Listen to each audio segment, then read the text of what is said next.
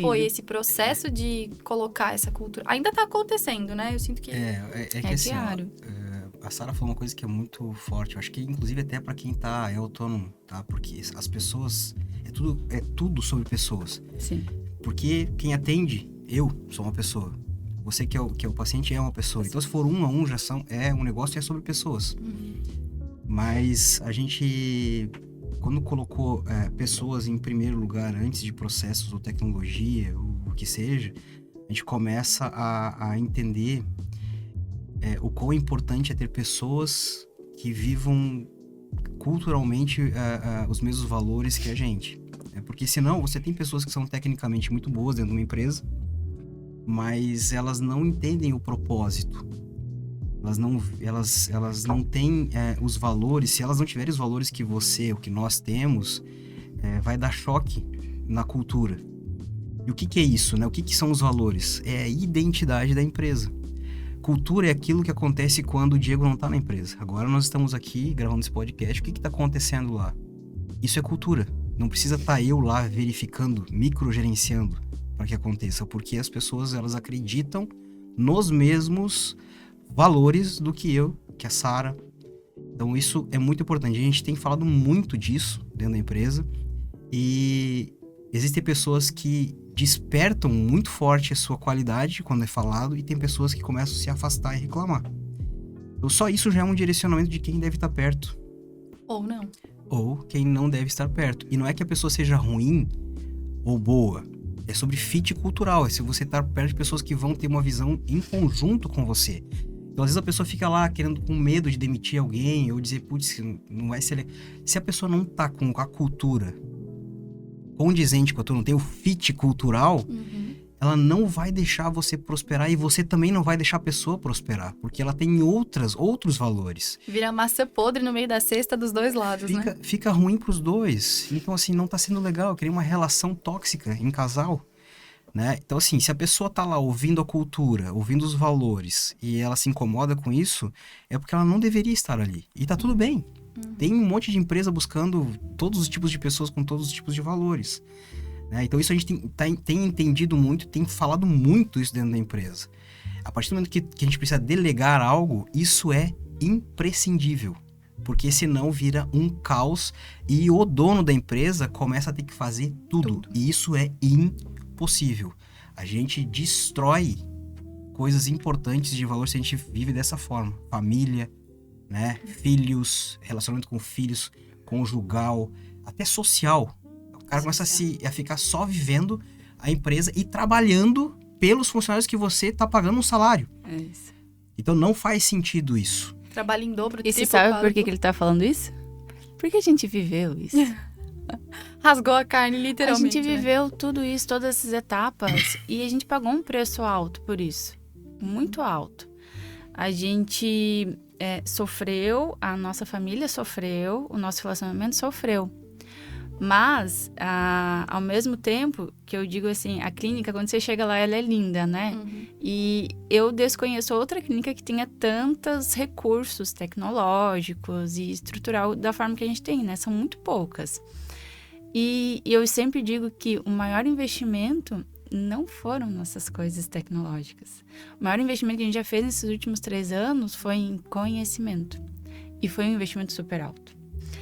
E graças a isso, a gente manteve a nossa estrutura sólida.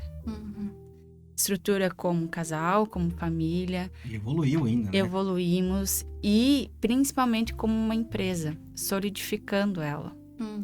Porque essa é a grande base. Se a gente não tivesse tido esse investimento, esse desenvolvimento emocional, intelectual e de conhecimento, né, solidificado, a gente provavelmente teria sucumbido e não estaríamos hoje aqui falando de uma visão extraordinária de futuro.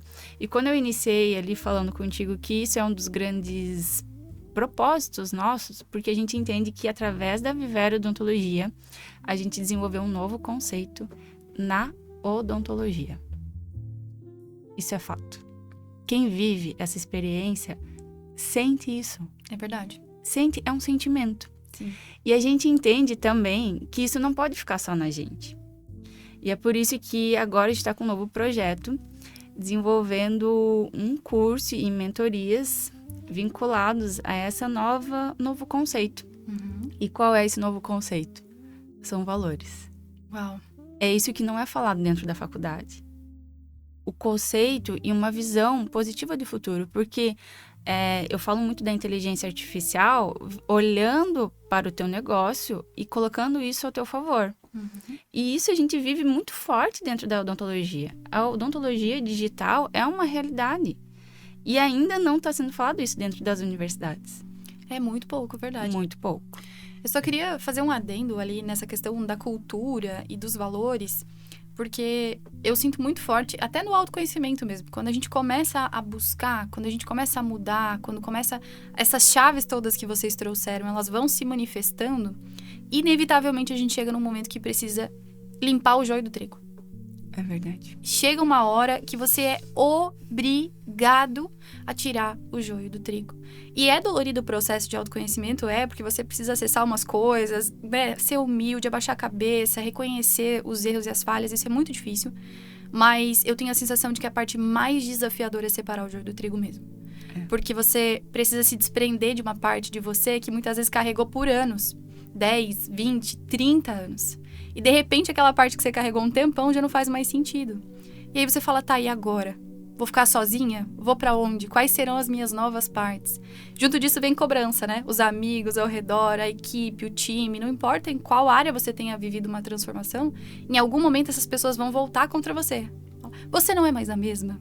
Com você não dá mais pra confiar mesmo. Eu sempre soube que eu ficaria, né? Todas as falas acontecem ali. Então, a sensação que eu tenho é que é um processo de renovo mesmo, sabe? De muita dor, a parte mais desafiadora são esse contato, esse separar o joio do trigo das pessoas e você permanecer no processo. Porque eu vejo muita gente que quando começa a ser confrontada, desiste, recua. E fala, não, deixa eu voltar lá para aquele lugar que estava me fazendo muito mal, mas que pelo menos é conhecido. Tem uma frase muito forte, tá? Que é assim, ó, vítima não prospera. Exatamente. Toda vez que a gente se coloca como vítima ou a gente quer se sentir amado fazendo coisa que a gente não quer fazer, que fere com nossos princípios, nossos propósitos, só para não ser cobrado ou questionado ou rejeitado, a gente começa a se colocar no papel de vítima e a prosperidade vai ficando distante. E eu vou dizer uma coisa bem séria, tá? A gente não ajuda as pessoas que não querem ser ajudadas. E quando a gente pega alguém que não quer ser ajudado e faz o que ela quer fazer para se manter numa zona de conforto, a gente está limitando a prosperidade sobre essa pessoa. Então, uma coisa que a gente aprendeu muito, a gente dá oportunidade de crescimento. A gente dá a oportunidade à pessoa se tornar uma outra pessoa, se tornar maior, porque a empresa está se tornando maior. Então, a gente tem que acompanhar isso. E se a pessoa quer, ela vai ter oportunidade. Se ela não quiser, tá tudo bem. Mas aí é hora de trocar. E só que tem que deixar isso claro, né? Pra não ter aquela surpresa. Falar, mas como assim, né? A gente tem que fazer feedbacks estruturados, constantes, tem que falar, tem que comunicar, tem que ter ferramentas que a gente utiliza para saber se a gente vai promover, se a gente vai demitir, como é que a gente contrata. Isso tudo tem técnicas pra gente fazer. Vale o próximo podcast, hein?